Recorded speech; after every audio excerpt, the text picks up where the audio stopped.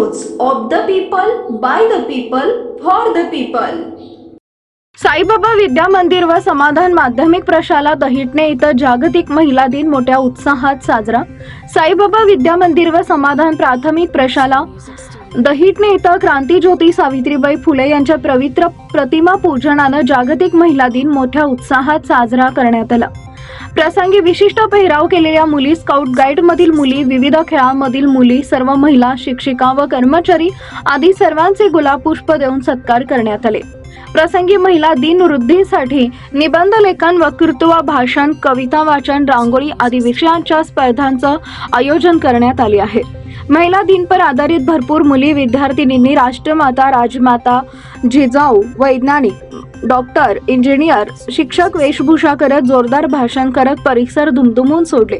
मुख्याध्यापक इरफान शेख सरांनीही विविध क्षेत्रात नावलौकिक मिळवलेल्या सन्माननीय महिलांबद्दल माहिती सांगत बांगड्या घालणारे हात पूर्वीपासूनच अलौकिक होते आणि आता 21व्या शतकात खूप जास्त मजबूती झाल्याचं सांगितले।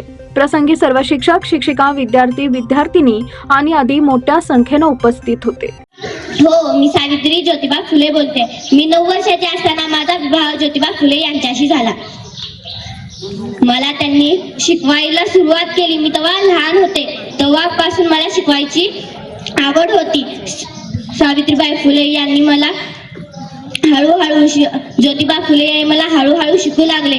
मला हात लिहिताना थरथरायचा, थरथरणाऱ्या हातांना ज्योतिबांनी मला आधार दिला, थरथरणाऱ्या हाताला ज्योतिबांनी आधार दिला आणि मला पाटीवर लिहायला शिकवलं, वाचायला शिकवलं आणि शेवटी ज्योतिबांची सावित्री शिकली आणि पहिली भारतातील महिला शिक्षिका झाली। आणि एके दिवशी मी रस्त्याने जाताना शाळेत मला लोक दगडदोंडे आणायचे। एक माणूस समोर येऊन म्हणतो, "ए बाई, मागं फिरायचं नाही तर आबरू गमावशील." असा उचलला हात दिला त्याच्या थोबाडीत। तेव्हापासून सगळे माणसं लचक बघू लागले।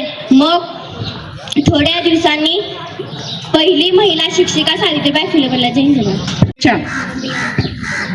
हजारों फूल चाहिए एक माला बनाने के लिए, हजारों फूल चाहिए एक माला बनाने के लिए, हजारों दीपक चाहिए एक आरती सजाने के लिए, हजारों बूंद चाहिए समुद्र बनाने के लिए, पर एक स्त्री ही अकेली काफी है घर को स्वर्ग बनाने के लिए।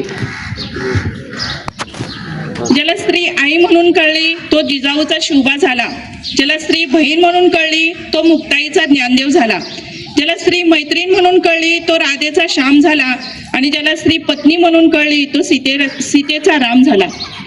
प्रत्येक महान व्यक्तीच्या जीवनात आणि यशात स्त्रियांचा सिंहाचा वाटा आहे, म्हणूनच स्त्री शक्तीला माझा सलाम। महिलांनी स्वतःच्या हक्कासाठी दिलेल्या लढ्याच्या स्मरणार्थ दरवर्षी 8 मार्च हा दिवस जागतिक महिला दिन म्हणून साजरा करण्यात येतो। खरं तर 28 फेब्रुवारी 1909 रोजी न्यूयॉर्क येथे पहिला महिला दिन साजरा करण्यात आला होता।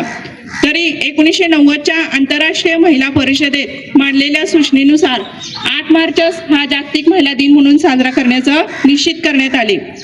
महिला या शब्दाबरोबर प्रेम आहे, वात्सल्य, स्नेह, ममता या सर्वच भावना समोर येतात, पण त्यासोबतच शक्ती संपन्न स्त्री ही सुद्धा समोर उभी असते।